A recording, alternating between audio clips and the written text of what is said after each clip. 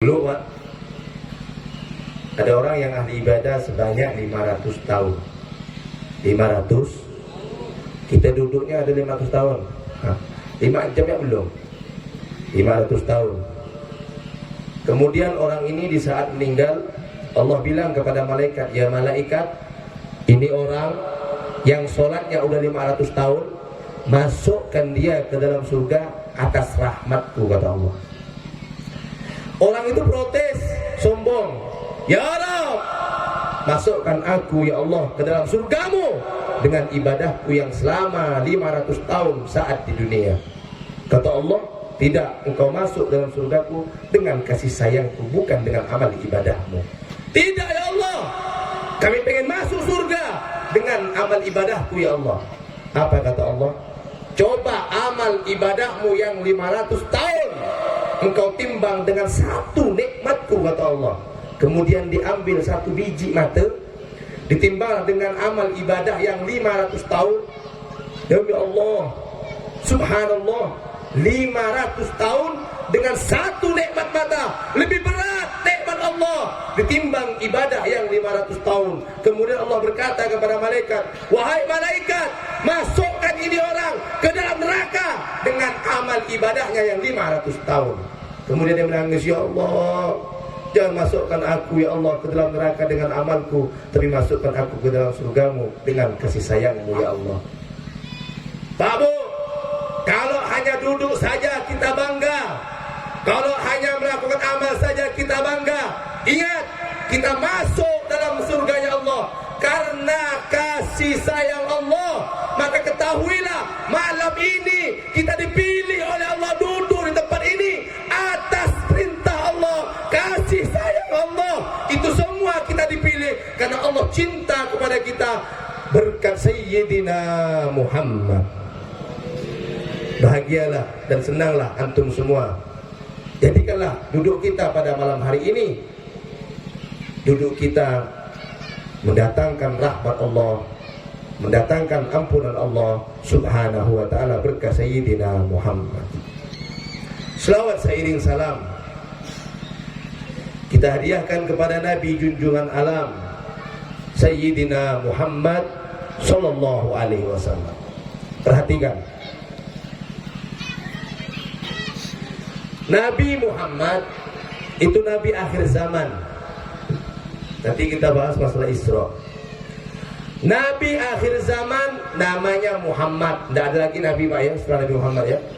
Jadi kalau Nabi-Nabi sini jangan diikuti Pak, itu jin loh Pak. Nabi yang terakhir namanya Muhammad bin Abdullah. Nabi paling mulia namanya Nabi Muhammad. Utusan paling mulia namanya Nabi Muhammad. Terciptanya alam semesta karena Nabi Muhammad. Terbukanya pintu surga karena Nabi Muhammad. Tertutupnya pintu neraka di saat lahirnya karena Nabi Muhammad. Nabi akhir zaman, Nabi pilihan Allah, Nabi kita semua paling mulia di antara seluruh makhluk Allah subhanahu wa ta'ala. Tapi ketahuilah, Nabi yang mulia ini nih Pak, Nabi yang mulia ini nih, suatu hari beliau menangis. Ditanya sama sahabat, mayukika ya Rasulullah, apa yang membuat kau menangis ya Rasulullah? Kata baginda Rasul, istaqtu li ikhwani, aku rindu dengan saudara-saudaraku, kata Nabi Muhammad. Kemudian sahabat bilang, awalasna ikhwanaka ya Rasulullah, bukankah kami ini sahabatmu ya Rasulullah, saudaramu ya Rasulullah? Apa kata Nabi Muhammad? La, antum ashabi. Tidak wahai sahabat, engkau sahabatku, kata Nabi Muhammad. Engkau temanku, engkau bukan saudaraku. Kata sahabat, terus siapa sahabatmu ya Rasulullah? Siapa saudaramu sehingga engkau menangis seperti ini ya Rasulullah? Kata Nabi Muhammad, amma ikhwani faqaumuna ya'tuna min ba'di yu'minuna bi walam yarawni. Kata Nabi Muhammad, adapun saudaraku wahai sahabatku, satu kaum, satu kelompok, dia tak pernah melihatku wahai sahabat, dia tak pernah memandangku wahai sahabat. Ibu tahu Bu, Nabi Muhammad ini kalau berbicara tampan tak ada bandingnya. Nabi Yusuf itu kalah jauh tampan Sayyidina Muhammad. Abu Lahab bisa ditanya, ya Abu Lahab, kenapa engkau tak pernah memandang Rasulullah? Kenapa engkau tak pernah menatap wajah indah Sayyidina Muhammad? Apa kata Abu Lahab? Demi Allah, kalau aku melihat wajah Muhammad, aku langsung cinta dan aku masuk Islam. Aku tak mau melihat wajah Nabi Muhammad. Tampan Rasulullah. Akan tetapi Nabi Muhammad mengatakan kepada sahabat, wahai sahabat, satu kaum akhir zaman tak melihatku, tak bertemu denganku, tapi aku cinta kepadanya. Siapa dia wahai Rasulullah? Dialah umatku wahai sahabatku. Dialah umatku yang tak pernah bertemu denganku. Dialah umatku yang tak pernah melihat aku. Aku rindu dengannya. Kerinduan Nabi meneteskan air mata wahai saudara.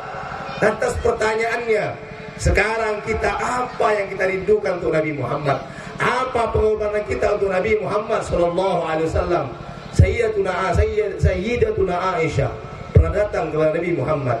Ya Rasulullah, ya Habiballah, doakan aku wahai Rasulullah Aisyah binti Abu Bakar. Kata Nabi Muhammad, doa apa wahai Aisyah? Doakan Rasulullah, doakan. Kemudian Rasulullah mengangkat tangan, Allahumma ghfir li Aisyah ma qaddamat wa ma akharat wa ma a'sarat wa ma a'lanat wa adkhilha al-jannah bighairi hisab wala adab. Dengarkan ini. Seorang perempuan Sayyidatuna Aisyah datang kepada Nabi Muhammad. Ya Rasulullah, doakan aku. Kemudian Nabi Muhammad mengangkat tangan, ya Allah, ampunkan dosa Aisyah, yang awal dan yang akhir, yang nampak dan yang tak nampak.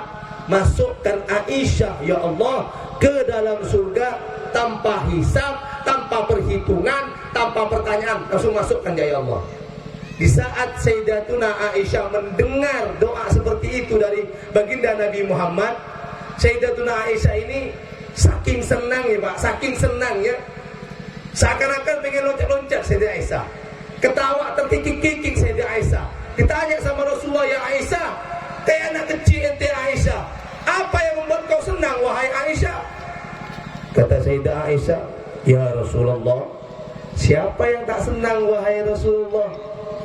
Doamu yang membuat aku senang ya Rasulullah. Doamu ya Rasulullah. Bila engkau mengangkat tangannya ya Rasulullah, maka terbukalah pintu langit dan pintu aras ya Rasulullah. Tak ditolak doamu ya Rasulullah. Engkau doakan aku agar aku diampuni oleh Allah. Senang kami mendengarnya ya Rasulullah. Kemudian Rasulullah diam.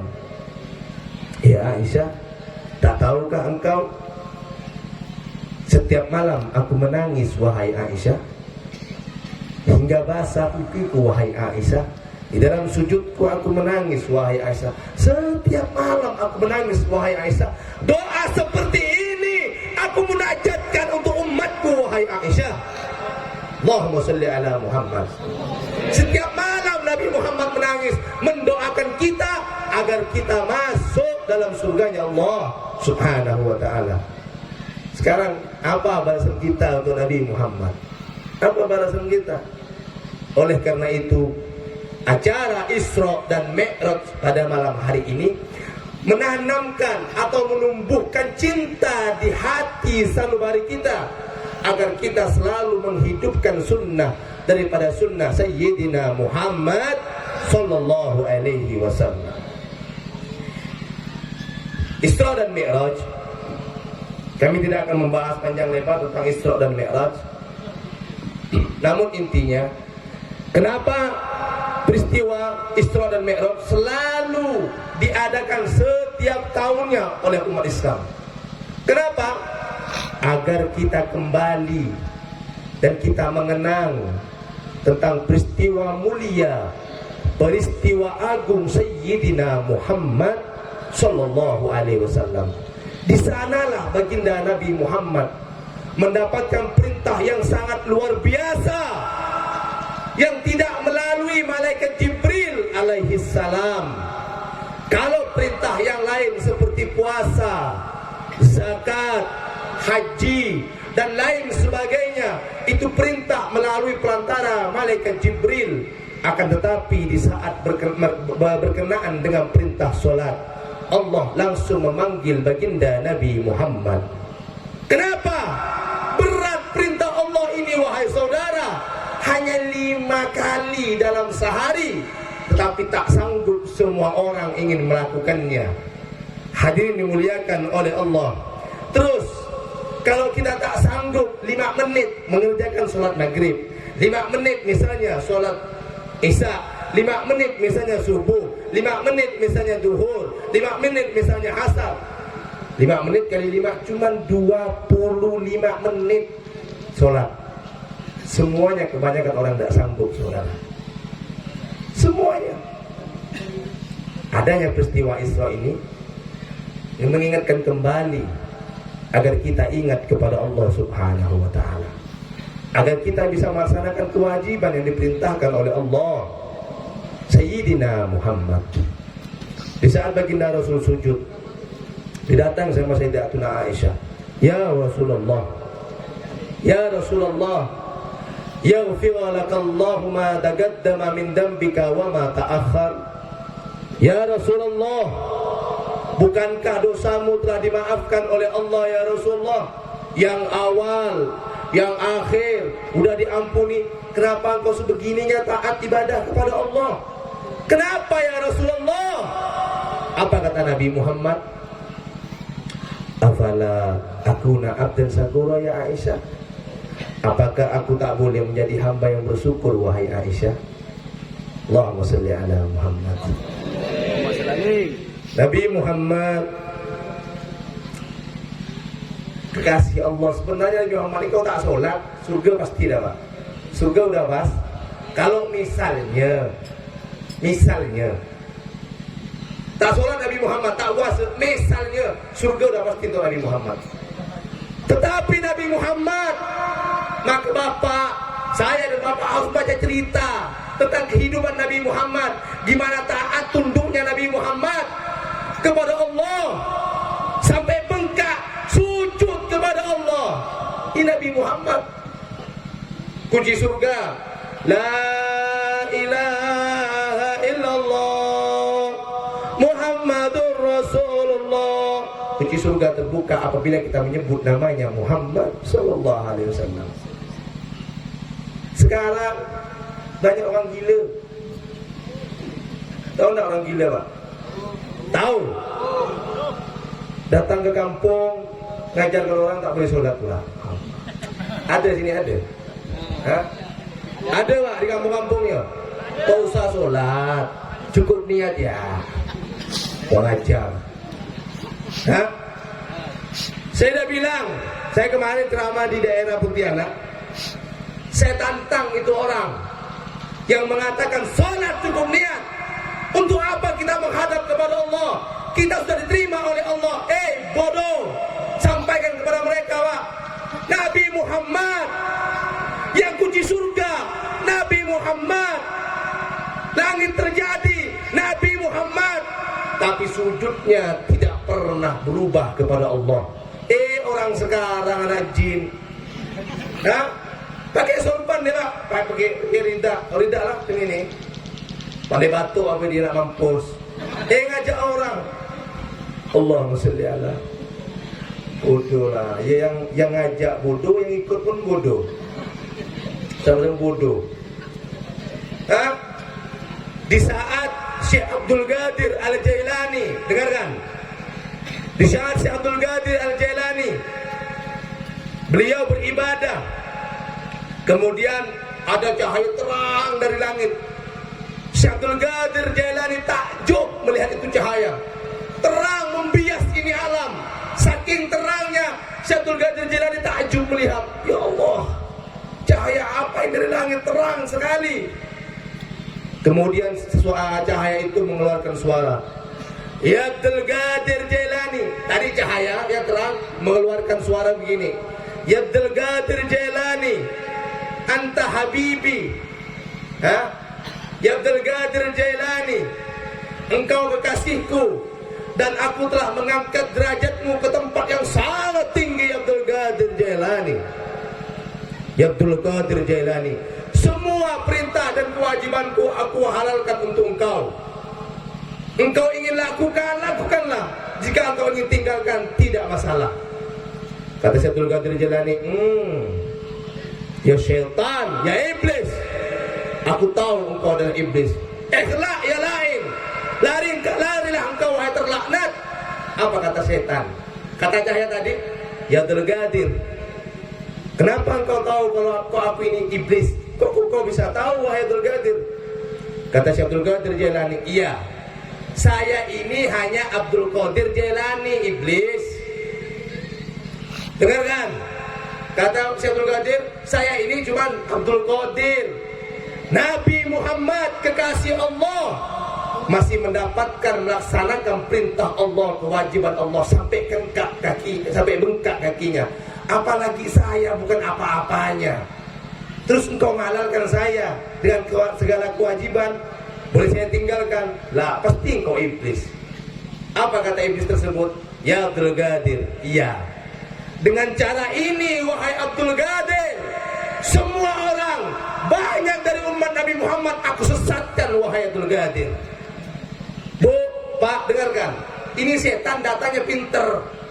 Semua setan itu sama, Pak, dari dulu kayak sekarang sama, godaannya sama. Cuman orang yang tidak sama. Kalau dulu datang kepada ulama menyerupai cahaya, tahu ulama kalau ini adalah cahaya iblis. Kalau orang sekarang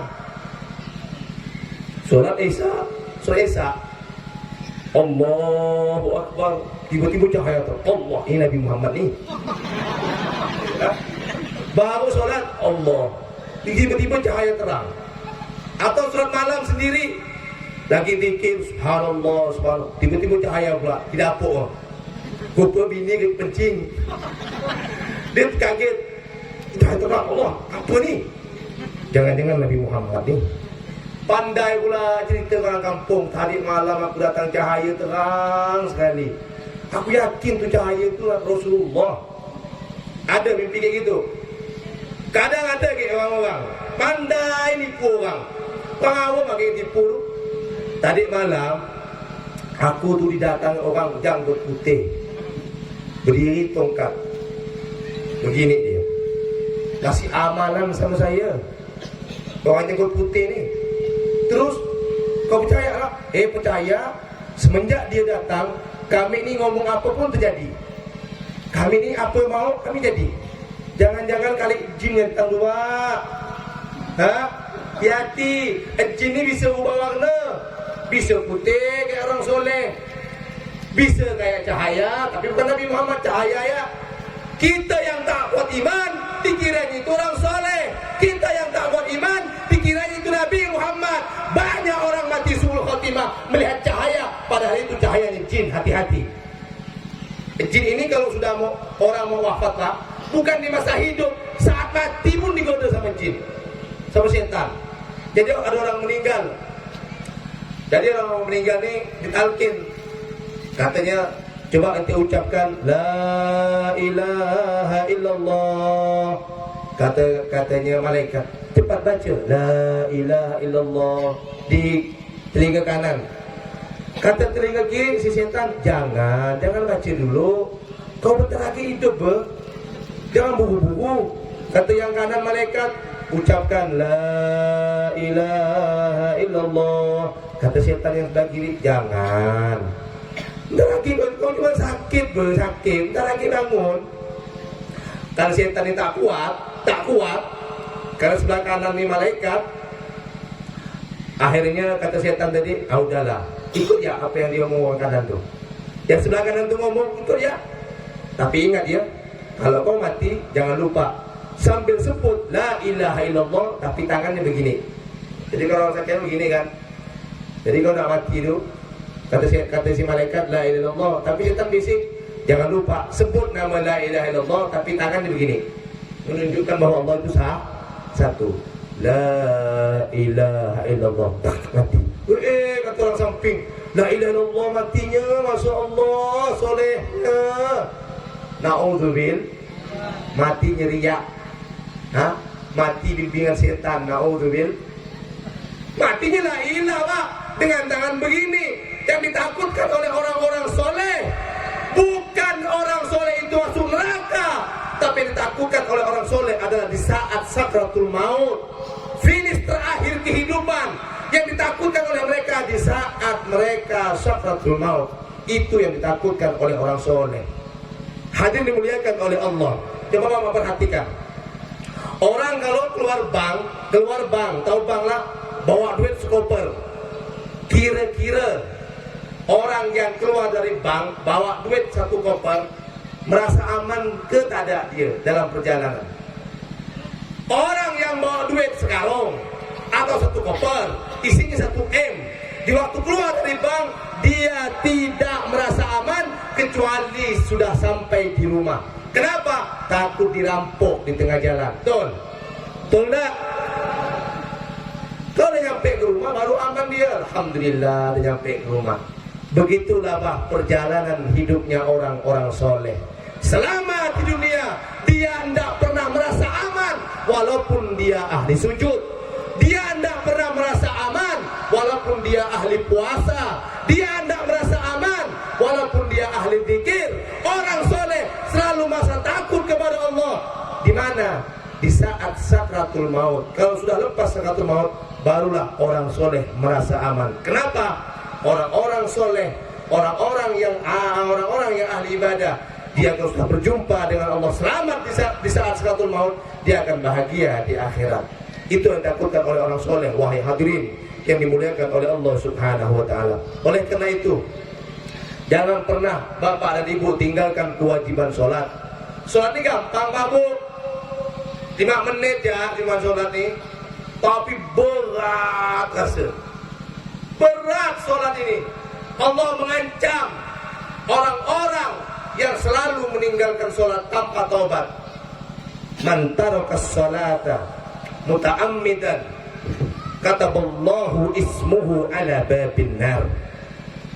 Barang siapa yang meninggalkan sholat dengan sengaja, terus dia meninggalkan sholat, maka dicatat namanya di pintu neraka. Inilah orang-orang yang bakal masuk ke dalam neraka. Bahkan orang yang senantiasa meninggalkan sholat dikhawatirkan matinya su'ul khatimah, mati jelek. Hati-hati. Dulu datang seorang perempuan kepada Nabi Allah Musa alaihissalam. Ya Musa, ya Nabi Allah, perempuan, ya Nabi Allah Musa, ada apa? Saya ini pelaku zina, wahai Musa. Jadi perempuan ini suka berzina. Kata Nabi Musa, terus sekarang saya hamil, Musa. Saya hamil, terus setelah hamil karena takut aib, malu, ketahuan sama orang saya punya anak. Itu terus kemudian anaknya setelah melahirkan saya kubur hidup-hidup anaknya, anakku, wahai Musa. Engkau zina? Iya, wahai Nabi Musa. Terus engkau hamil? Iya, Nabi Musa. Terus setelah lahir anakmu kau kubur hidup-hidup? Iya, wahai Nabi Musa. Kenapa? Takut aib, malu, wahai Nabi Musa. Kata Nabi Musa apa? Pergi, wahai perempuan celaka. Pergi. Aku takut laknat Allah, azab Allah turun dari langit menimpa engkau dan menimpa aku yang ada di mari. Kemudian perempuan itu, ya Nabi Allah Musa, kami pengen tobat kepada Allah, wahai Nabi Musa. Pergi, kata Nabi Musa. Maka keluarlah itu perempuan dengan perasaan hancur dan menangis. Perempuan berzina. Datang Nabi Musa diusir, pengen tobat. Pulang perempuan dengan perasaan yang hancur dan menangis. Ya Allah, kepada siapa lagi kami mengadu, ya Allah, kalau bukan kepadamu, sedangkan nabimu sudah mengusir kami, ya Allah. Apa kata Allah? Ya Jibril, datangi Musa, wahai Jibril. Siap ya Allah. Datang malaikat Jibril. Wahai Musa, tadi perempuan datang kepadamu ingin tobat, benarkah itu? Iya, wahai Jibril. Kenapa engkau usir, wahai Musa? Ya Jibril, kata Nabi Musa, aku takut Allah menurunkan azab, aku mendapatkan azab tersebut, wahai Jibril. Aku usir dia karena dia adalah orang durjana. Ya Musa, engkau hanya melihat dia penzina. Iya, wahai Jibril, dia cerita. Wahai Musa, dia hamil, melahirkan, kemudian dikubur hidup-hidup anaknya. Iya, wahai Jibril. Engkau usir dia ingin tobat. Iya wahai Jibril. Engkau tahu wahai Jibril, wahai Musa, siapa orang yang lebih jelek daripada dia? Siapa wahai Jibril? Orang yang selalu meninggalkan sholat. Dia lebih jelek daripada orang yang berzina, hamil berzina, membunuh anaknya hidup-hidup. Dia orang yang meninggalkan sholat lebih buruk, lebih busuk daripada orang yang berzina, wahai saudara. Oleh karena itu, wahai hadirin dimuliakan oleh Allah Subhanahu wa taala, jangan pernah tinggalkan salat. As-salatu imaduddin. Man agamaha agamaddin, wa man adamaha adamaddin. Orang yang mendirikan salat sama dengan mendirikan tiang agama. Pak, Bu, dengarkan. Bu, dengar Bu ya. Rumah tangga, orang yang hidup pasti pengen bahagia dalam rumah tangga. Betul tak Pak? Terus lagi Pak? Terus aja? Ya bojo. Orang yang hidup dalam rumah tangga pasti pengen bahagia, pengen anaknya jadi anak yang soleh dan soleha. Kayak tadi yang ngaji, siapa yang ngaji tadi itu? Hah? Masya Allah, tak pengen ke bapak-bapak ini punya anak macam tadi tu? Pasti senang tuang-tuanya. Anaknya kecil, dapat dari qiraat, suaranya bagus, Masya Allah. Allah. Macam inilah Pak nanti Pak yang bakalan mendoakan orang tuanya. Macam ini nih. Hah? Pengen rumah tangganya bahagia. Dikatakan oleh Nabi Muhammad, siapa yang mendirikan sholat, maka dia mendirikan tiang agama. Siapa yang mendirikan sholat, dia mengokohkan tiang agama. Siapa yang mendirikan sholat, dia mengokohkan rumah tangga. Siapa yang mendirikan sholat, dia mengokohkan kehidupan anak beranaknya. Siapa yang mendirikan sholat, Allah kokohkan rizkinya. Siapa dia? Dia orang yang melakukan sholat. Tapi kalau orang meninggalkan sholat, orang yang meninggalkan sholat, dia seakan-akan merobohkan agama. Orang yang mendirikan sholat, orang yang meninggalkan sholat, seakan-akan dia merobohkan kebahagiaan rumah tangganya sendiri, wahai hadirin. Orang yang tidak sholat, jangan mengharap bahagia dalam hidupnya. Selalu akan susah, selalu ditekan dengan uang, selalu tertekan dengan hutang, selalu tertekan dengan emosi, cobaan, dan lain sebagainya. Kenapa? Ketenangan tidak ada dalam dirinya, ketenangan tidak ada dalam hatinya. Ketenangan hanya milik bagi orang-orang yang ibadah dekat kepada Allah Subhanahu wa ta'ala. Wa may yattaqillaha yaj'al lahu makhraja wa yarzuqhu min haitsu la yahtasib. Orang yang takut kepada Allah, orang yang sholat, pasti Allah kasih duit, pasti. Allah kasih rezeki itu pasti. Datangnya itu rezeki tidak disangka-sangka. Sekarang begini Pak, yakin tak Bapak dengan kematian? Yakin Pak? Yakin tak Pak? Ibu yakin Bu dengan kematian Bu? Yakin pula, tapi tak tahulah. Yakin, saya ini yakin dengan mati ini. Bapak saya meninggal, mbak saya meninggal. Pak, ayat Allah itu diimani.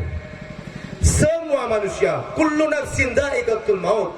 Semua yang bernapas pasti mati, pasti. Pasti. Semua yang pasti mati. Jadi Al-Quran mengatakan kullu nafsin dha'iqatul maut. Setiap yang bernapas pasti mati.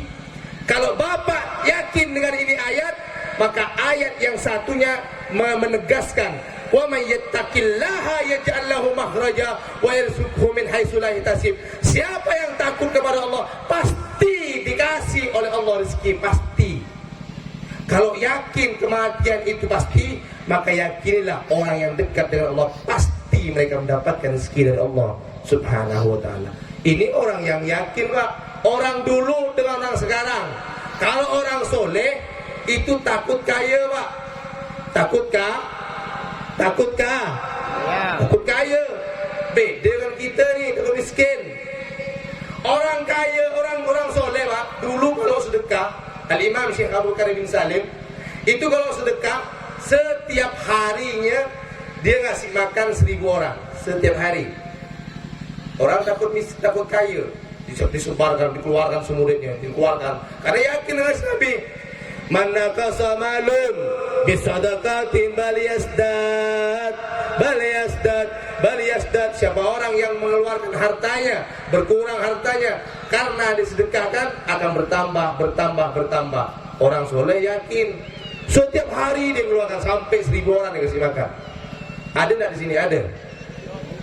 Presiden ada, presiden. Pejabat yang tak ada, presiden. 1000 orang, 3 orang kita, ya Allah. Sayyidina Ali bin Abi Thalib 3 hari rumahnya tak ada tamu, beliau nangis. Sayyidina Ali 3 hari rumahnya tak datang tamu, beliau nangis. Carilah orang, ketemu di jalan, yuk ke rumah yuk. Dikasihlah kopi, dikasihlah makanan sama beliau. 3 hari tak ada tamu, beliau nangis. Coba orang sini 3 hari ada tamu, tuan rumah nangis. Kenapa? Kopi habis, gula habis. Takut miskin, akhirnya miskin betul. Mau doa kaya, mau. Benar ni doa kaya, benar. Mau tak? Siapa yang baca doa ini pasti kaya. Mau? Kalau dah ngomong duit ni pasti semangat lah muka-muka bapak dan bang-bang. Musibah terberat apa bu? Duit. Banyak utang kali dia tu. Musibah terberat duit, tak ada yang lain. Tak ada duit ya. Orang kalau tak punya duit, pusing malah. Nak merokok tak bisa. Bini malah ya mulut macam radio setiap hari. Iya Pak. Apalah kau ni bang kerja tak ada, ngorok iya, manalah kami nak makan. So tiap hari marah duit tak ada. Kita nak keluar tak ada duit. Nak minjam sama saudara tak dikasih. Cobaan terberat duit. Akhirnya bapak-bapak dan ibu-ibu yang lemah imannya mulai datang. Datanglah ke orang-orang yang banyak duit, orang kapel sana tu. Pandai datang, kami dikasihlah duit. Kami apa yang kau minta kami kasih. Laki-laki pun dia pandai digadaikan imannya. Allah ditinggalkan, sholat ditinggalkan, semuanya ditinggalkan. Kalau ibu-ibu, bagi perempuan tak ada duit, gampang sekali perempuan. Apa yang kau mau bos? Alhamdulillah. Bolehlah ada juta. Orang ajar. Murah benar perempuan ni. Jangan jadi kayak gitu bu. Orang pematang jambu, jaga. Perempuan ni perempuan mulia. Kesucian perempuan itu dijaga. Jangan mau dipegang-pegang laki-laki kalau bukan muhrim, ya bu ya. Bu, cik tahu sama anak yang gadis-gadis tu. Jangan mau, dek, nak, sayang. Kalau dipegang sama laki-laki ya mau. Kalau nanti nak itu, hai, tak boleh sama Habib. Kayak gitulah kak. Ini tak ada kakaknya. Panggillah kami bang. Bocor. Ayolah bang panggil bang, abang ini. Tapi pematang jambu tak ada lah macam itu ya. Tak ada yang ngaku. La salli ala Muhammad. Pengen gaya? Pengen? Ada doanya. Allahumma ahyini miskinan. Baru doa lah ini, belum lagi. Kata Nabi Muhammad, Allahumma ahyini miskinan wa amitni miskinan wansurni fi zumratil masakin. Orang dari dulu sampai sekarang kalau jadi imam masjid tak pernah baca doa itu. Tak pernah dengar saya. Allahumma ahyini miskinan, ya Allah, wa amitni miskinan. Ada pernah dengar? Pernah? Tak ada paling Allahumma inna nas'aluka salamatan fid din wal afiyatan fil jasadin wa ziyadatan fil ilmi wa barakatan fil rizki wa ziyadatan fil rizki. Rizki minta tambah, minta barokah. Tak ada Allahumma ahyini miskinan wa amitni miskinan. Tak ada. Ada bu? Pernah dengar imam-imam kayak gitu ada? Tak ada. Tahu tak artinya? Ya Allah, Allahumma ahyini miskinan. Ya Allah, hidupkanlah aku dalam keadaan miskin. Apa maksudnya? Miskin amal. Kalau orang merasa miskin amal, gimana caranya pengen kaya? Terus dia kerja, sholat, puasa, buat baik, sedekah. Kayak gitu, miskin amal. Orang miskin duit, kerja. Allahumma ahyini miskinan. Makanya dia terus sholat. Karena dia sholat, dimudahkan sama Allah bisnisnya, dimudahkan sama Allah rizkinya, dimudahkan sama Allah semua urusannya. Karena dia sholat.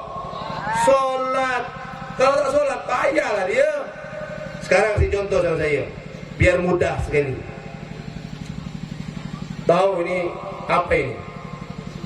Tuyus. Tahu tuyus? Tisu. Jamaknya tuyus. Ini tisu, Pak. Tisu. Kalau digini kan ada bayangan nih ya, ada bayangan. Coba tangan Bapak digini, ada bayangan enggak? Ada enggak? Ada kan? Ada bayangan. Nah, sekarang pengen tanya saya. Ada enggak manusia yang bisa nangkap bayangan itu ada? Ada. Memang pos tak ada, Pak. Kalau diginikan tangan, timbullah bayangan. Gimana caranya bayangan itu bisa kita dapat? Kan pengen ada bayangan tisu nih. Nah, cara nak nangkep bayangan itu gimana?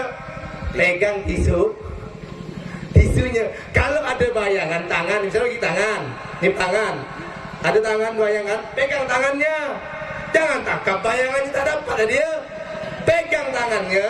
Kalau tangan ke barat, maka bayangan ikut ke barat. Kalau tangan ke timur, maka bayangan ikut ke timur. Paham? Kalau orang dapat Allah, kalau orang sholatnya rajin, dekat dengan Allah, dunia ini bayangan akhirat pasti ikut. Ad-dunya dillul akhirah. Dunia adalah bayangan akhirat. Kalau orang dekat akhirat, sujud, ibadah, mendekat kepada akhirat, perilakunya perilaku akhirat, maka bayangan dunia akan ikut orang-orang yang dekat dengan akhirat. Paham? Kalau jauh dari Allah, ya dunia, man khadamani fahdumihi, wa man khadamaki fastahdimihi. Wahai dunia, orang yang cinta sama aku, ngabdi kepada aku, dunia, jadi engkau budaknya. Dunia ngabdi terus, Pak, sama orang soleh ni, Pak. Orang soleh takut kaya, dunia datang terus nawarkan dirinya. Orang soleh dekat sama Allah. Tapi kalau orang yang tak soleh, cari dunia terus, kata Allah, fastahdimihi, menjauhlah engkau darinya. Ini orang yang selalu mengejar dunia. Oleh karena itu jangan tinggalkan Insya Allah barokah. Terakhir yang ingin sampaikan, orang yang sholat, setelah sholat maka jauhilah perkara-perkara yang haram meni halal. Haram. Apa haram tu, Beb? Haram itu dilakukan dapat dosa, ditinggalkan berpahala. Haram. Apa haram? Tinggalkan sholat, haram. Minum khamr, haram. Nyabu, haram. Judi, haram. Nyabung ayam, nyabung ikan, sama tak beri, Pak. Nyabung ayam, haram. Riba. Tahu riba? Ente nak pinjam duit sama aku, pinjam duit tak? Nah, ini 1 juta nih. Nanti sebulan 1 juta tak atas ya. Haram. Paham? Uang beranak itu namanya. Hah? Judi, khamar, pacaran. Pacaran haram tak? Kalau tak ketahuan di halal. Kalau ketahuan haram. Inilah hantu namanya. Hah? Ingat, tinggalkan barang haram. Jangan makan barang haram. Hah? Ayyuma lahmin nabata minal haram fannaru aulabe.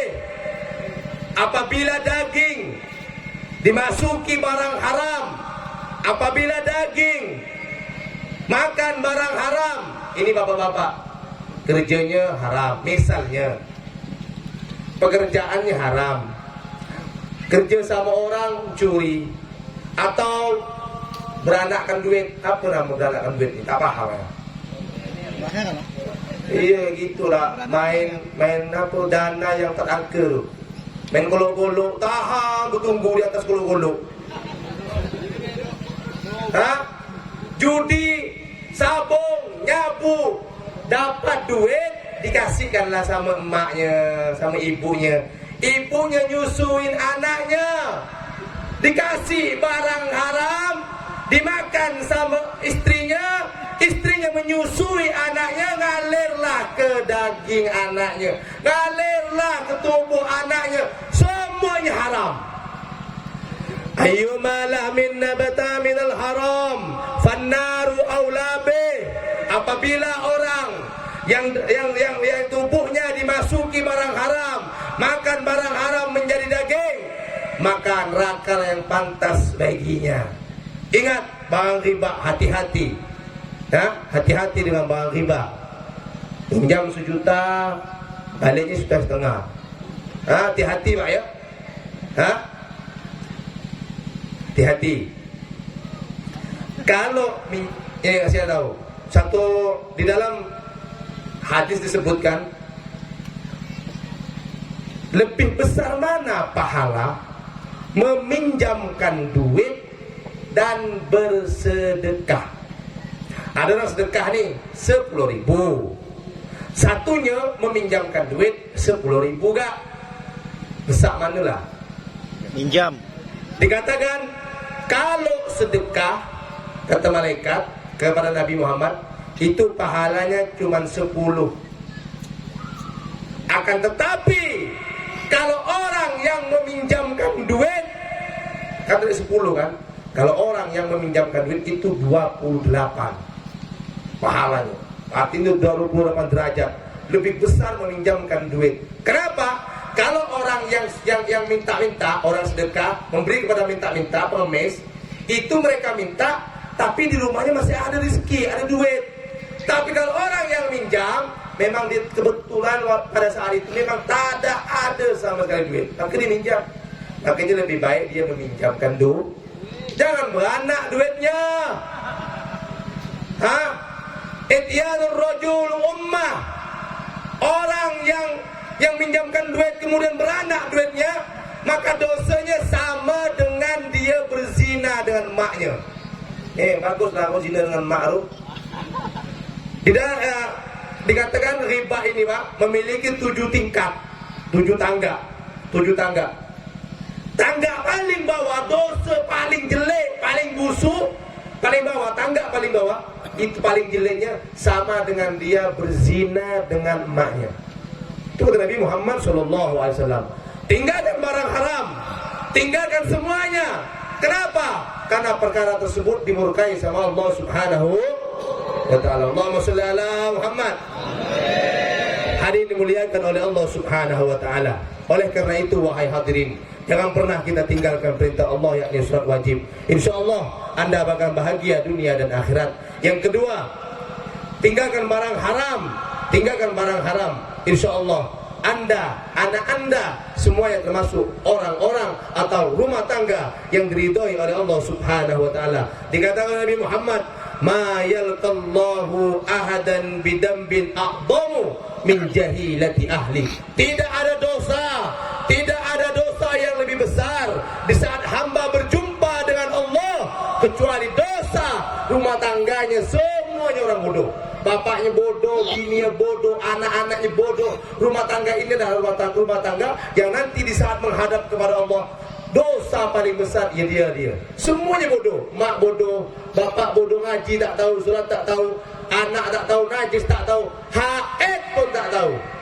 Ini perempuan sekarang nih banyak nih. Makanya di sini nih makmur ke masjid nih, kalau bisa di masjid-masjid nih daerah Pematang 7, mungkin ada Pematang 8 lagi ya. Tak ada cuma 7 ya. Jambu. Kalau bisa di setiap masjid kepada para imam-imam masjid, tuan-tuan guru, makmur ke masjidnya adakan kajian kitab fikih. Adakan tanya jawab. Nih mak-mak haid tak tahu. Kalau udah merah dikiranya padahal istihadah, dikiranya haid. Di waktu suaminya tidur, dek, malam Jumat merah bang, padahal istihadah. Akhirnya dia pun tak sholat, padahal istihadah. Ingat, ustaz-ustaz yang memiliki kewajiban di sini datang ajarkan orang kampung. Kalau enggak, ustaz yang galak Rasulullah. Ustaz-ustaz yang memiliki ilmu datangi orang-orang awam, ajarkan mereka ilmu. Banyak orang yang tidak tahu hukum sholat, banyak orang yang tidak tahu hukum najis, banyak orang-orang yang tidak tahu hukum haid, bersuci, istinja. Datangi mereka, tanyakan kepada mereka apa keluhannya. Ya ustaz-ustaz ya, imam-imam, ustaz-ustaz ajarkan. Insya Allah Anda selamat daripada laknat Allah Subhanahu wa ta'ala. Yang terakhir tobatlah kepada Allah Subhanahu wa ta'ala. Kita semuanya tinggalkan perkara yang dibenci oleh Allah Subhanahu wa ta'ala. Ya Pak, Bu ya, Pak, bisa Pak jauh dari barang haram, bisa Pak. Iya di 1, 2 sisa semua tak bisa. Jauh Pak, tobat sama Allah. Bu, tobat kepada Allah. Dulu di saat Allah memerintahkan malaikat Jibril alaihissalam, ya Jibril, labbaik Allah, coba kau datang ke neraka. Di sana banyak tumpukan manusia, wahai Jibril. Baik ya Allah, carilah di antara hambaku ada satu orang di sana yang tertinggal di sana. Cari wahai Jibril, masukkan dia ke surga. Iya ya Allah. Dicarilah oleh Jibril. Jibril terbang di neraka selama ratusan tahun, tidak menemukan itu orang yang diperintahkan oleh Allah. Tidak dapat. Ya Rabb, udah ratusan tahun ya Allah, ribuan tahun kami mencari ya Allah, kami tidak menemukan laki-laki yang kau perintahkan ya Allah. Ya Jibril, cari lagi wahai Jibril. Dicari oleh Jibril, yang terbang lagi di neraka, keliling di neraka. Ribuan tahun lagi Jibril tidak mendapatkan itu orang yang diperintahkan oleh Allah untuk dimasukkan ke surga. Kemudian kata Allah, Jibril, coba engkau lihat ke arah sana, engkau bongkar di sana. Di sanalah orang tersebut yang selalu manggil namaku. Kemudian Jibril datang ke tempat tersebut dan melihatlah satu jantung. Ternyata tidak ada tumpukan manusia. Setelah dibongkar ternyata ada satu jantung. Jantung berdetak begini. Jantung, satu jantung tok. Tahu enggak jantung itu bisa berdetak apa bunyinya? Jantung tersebut berdetak di neraka, bersuara, ya Hanan, ya Mannan, ya Qadim al-Ihsan, Bakhrajud dikmalian, Jutlana bil ghufran, ya Hanan, ya Mannan, ya Qadim al-Ihsan, Bakhrajud dikmalian, Jutlana bil ghufran. Semuanya, ya Hanan, ya qadimal ihsan bakhraju di kemalian jutlana bil ghufran. Itu jantung wak berdetak di neraka, hanya bunyinya ya Hanan, ya Manan, ya Hanan, ya Manan. Itu orang di masa hidupnya orang tidak pernah sholat, di masa hidupnya jauh dari Allah, maksiat, mabuk, khamar. Cuman pernah satu kali di masa hidupnya dia sendiri, dia menangis kepada Allah di masa hidupnya sambil berzikir, ya Hanan, ya Manan, ya Qadimal Ihsan, ya Hanan, ya Manan,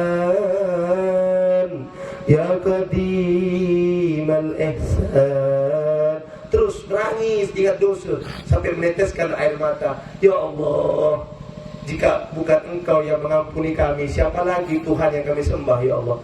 Itu orang pendosa satu kali nangis kepada Allah, diselamatkan oleh Allah dari neraka. Hadirin yang dimuliakan oleh Allah Subhanahu wa ta'ala, jika hati bapak yang keras tidak mau nangis kepada Allah, amparkan sejadah, lentangkan sejadah, bangunlah malam hari, istighfarlah kepada Allah. Astaghfirullahaladzim. Ya Allah, inilah hambamu ya Allah yang selama ini jauh darimu. Inilah hambamu ya Allah yang selalu merasa paling baik di hadapan orang lain ya Allah. Inilah hambamu ya Allah yang jauh dari syariatmu ya Allah. Ampun dosa kami ya Allah. Coba setiap malam begitu, insya Allah bapak menangis. Air mata yang keluar karena takut kepada Allah akan melunakkan, akan melembutkan hati yang keras setiap orang. Hadirin yang dimuliakan oleh Allah Subhanahu wa ta'ala, inna lillahi sayyarat yaltamisuna ahla dzikri. Di dalam riwayat dikatakan bahwa Allah Subhanahu wa ta'ala memiliki malaikat-malaikat yang setiap harinya berkeliling di muka bumi ini. Sayyarat, dia malaikat berkeliling di muka bumi. Apa tugas, apa yang dikerjakan oleh malaikat berkeliling di muka bumi? Mereka malaikat mencari orang-orang yang berzikir kepada Allah Subhanahu wa ta'ala. Malaikat yang ditugaskan oleh Allah berkeliling di muka bumi ini, setelah menemukan orang-orang yang berduduk bersama, kumpul bersama, berzikir bersama, kemudian malaikat itu setelah menemukan, malaikat itu berkata, halummu ni ila hajatikum. Kemari kalian semua malaikat, kemari. Kami telah menemukan saat ini yang telah kita cari. Disinilah tempatnya, yakni di pematang jambu, kata malaikat. Amin. Ada apa di mari? Di tempat ini kita menyebut nama Allah. Di tempat ini kita berselawat kepada Nabi Muhammad sallallahu alaihi wasallam. Kata Allah, "Idza ahabballahu 'abdan, idza ahabballahu 'abdan nadahu Jibril, ya Jibril, inni uhibbu fulan fa ahibbu, fa yuhibbu Jibril." Kata Allah, bila Allah cinta kepada hambanya, Allah memanggil malaikat Jibril, ya Jibril, aku cinta kepada orang tersebut, maka engkau harus cinta wahai Jibril. Karena itu perintah Allah, Jibril pun mencintai orang yang dicintai oleh Allah Subhanahu wa ta'ala. Kemudian Jibril tidak sebatas itu mencintai saja, Jibril menyerukan kepada ahlu langit, orang-orang langit, yakni makhluk langit, para malaikat, ya ahlas sama, innallaha yuhibbu fulan fa'ahibbu. Wahai penduduk langit, wahai para malaikat, ketahuilah oleh kalian semua bahwa Allah cinta kepada orang tersebut, maka kalian semua harus cinta kepadanya. Siapa dia yang dicintai oleh Allah? Yakni orang-orang yang ada di majlis-majlis zikir. Amin. Semoga kita termasuk orang-orang yang dicintai oleh Allah Subhanahu. Jadi isyarat cinta ini Pak tidak semudah seperti itu Pak. Sulit. Cinta, kebanyakan orang mengungkapkan cinta tapi sulit menemukan jawaban cinta. Kebanyakan orang ibadah mengungkapkan cinta tapi belum tentu ibadahnya dijawab, cintanya dan diterima ibadahnya oleh Allah Subhanahu wa taala.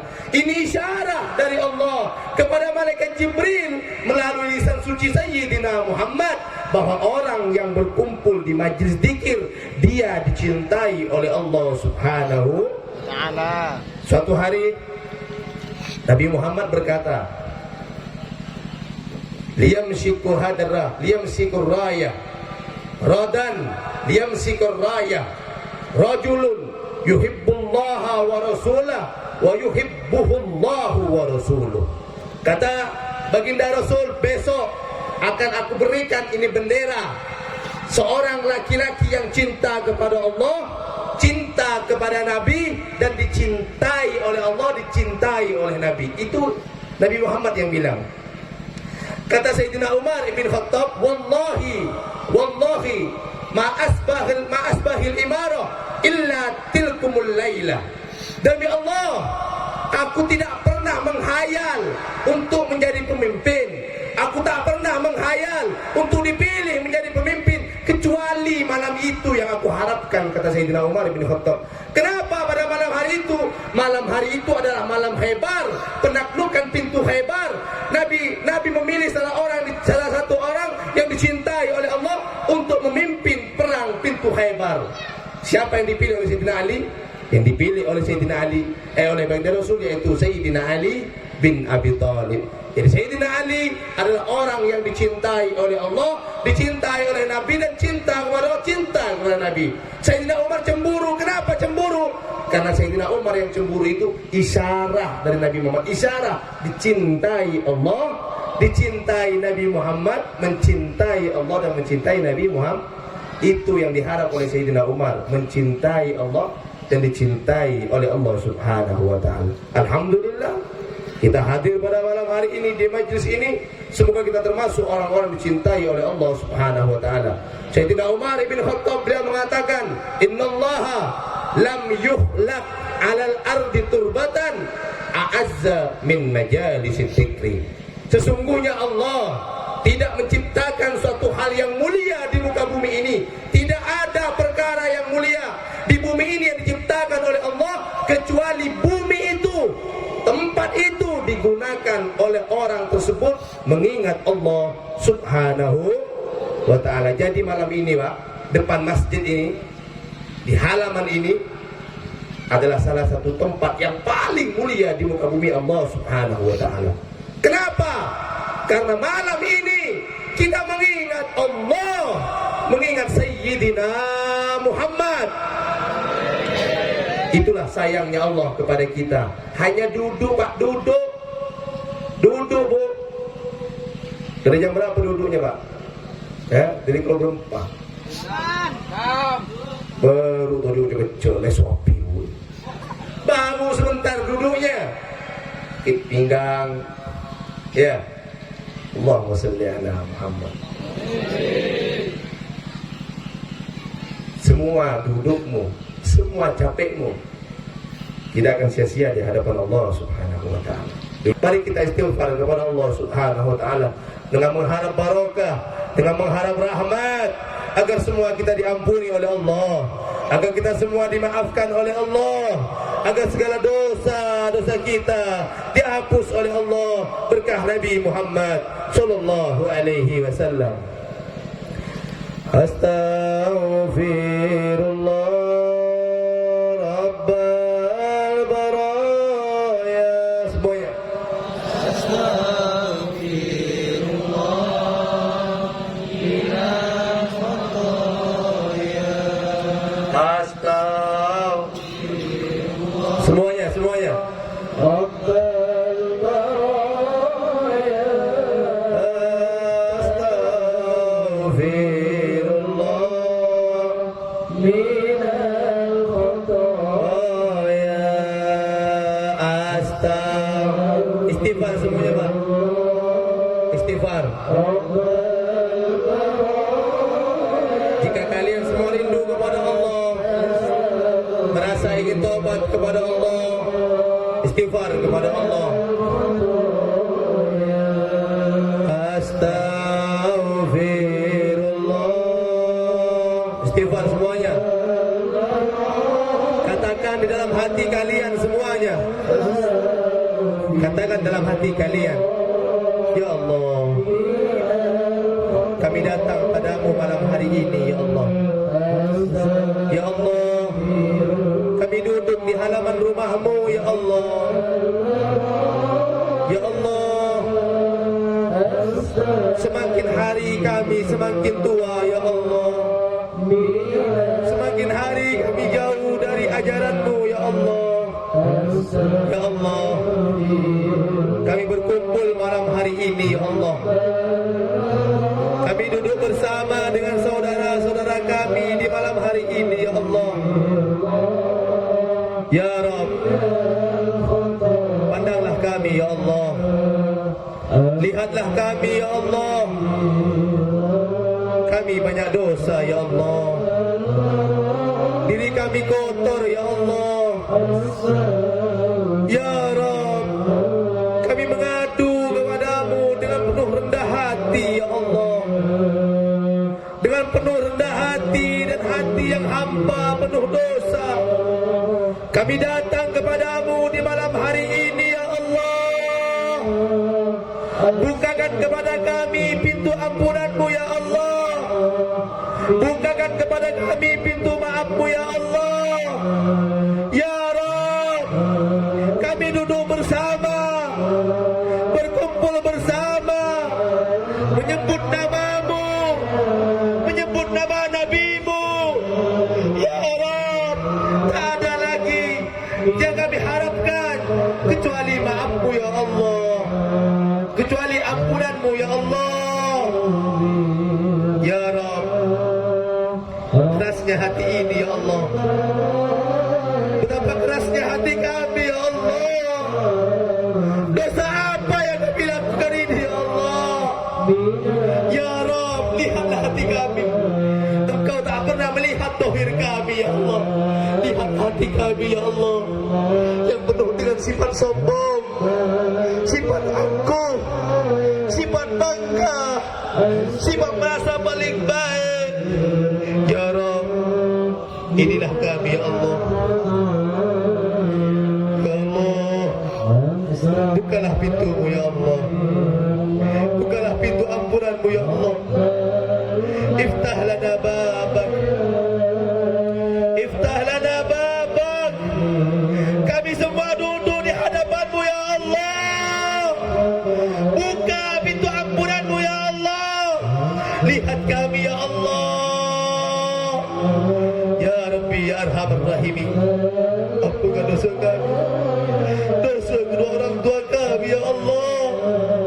Dosa anak dan istri kami, ya Allah. Dosa suami-suami kami, ya Allah.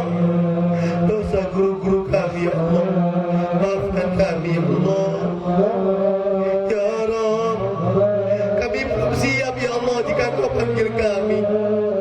Jika Kau panggil kami belum siap, ya Allah. Kami banyak dosa, ya Allah.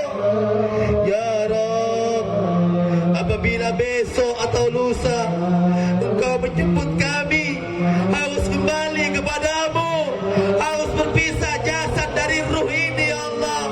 Ya Rabb, maafkan, ya Allah. Ampun dosa kami malam hari ini, ya Allah. Ya Rabbi, ya Rabbi, Rabbi